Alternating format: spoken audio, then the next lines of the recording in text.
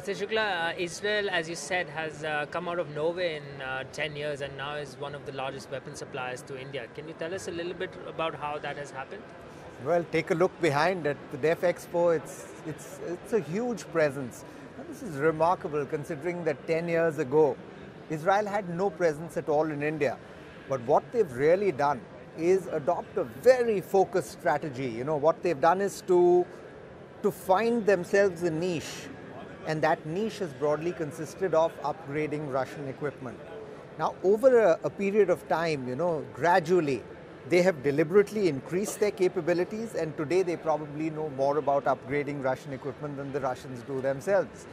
Now, this works for the Indian Army because a lot of their equipment is near obsolescence, armored regiments, a lot of aircraft, the MiG-21, the MiG-27, and Israel has gone in for selective upgrades for all of those things. Now, a lot of Indian companies could have done this, but that would have involved building up their capabilities, waiting for a year or two, and then having them deliver it. We have companies like Tata Power, SED, Precision Electronics, doing very good work in the field of defense.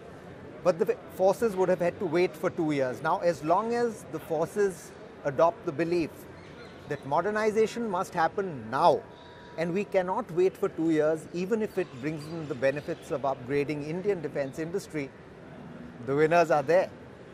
The problem is that you have no encouragement from the MoD. There is no focus that we need to build defense industry in this country. We are willing to adopt a certain degree of delay for each program while they build up. And once you start building up those capabilities, the period of delay will become less and less. And it will become easier and easier for the Indian industry to actually handle those tasks.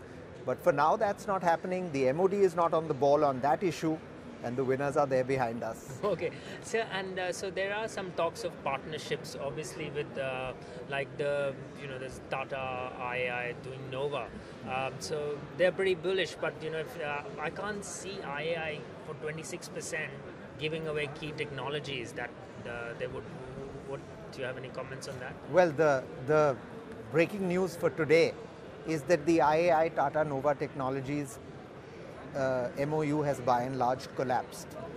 IAI is going to tie up their offsets for the MR-SAM process probably with Bharat Dynamics Limited. Now that was what was backstopping the whole the Tata-IAI partnership. Without that, how far this Nova thing is going to go is an open question. Maybe the Tatas wait and wait for more business to come along. But the basic logic, which is to set up JVs in order to get offsets business, that's a logic which will sustain. The government tries to encourage, even though it says it doesn't, it tries to encourage foreign vendors to partner with the public sector industries.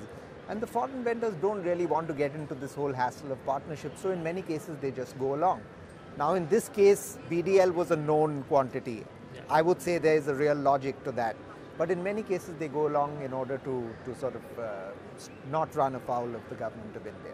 And given our inability to do whatever, what is the future for Israeli defense? You think they're going to significantly boot out everyone else and just keep growing? No, definitely not.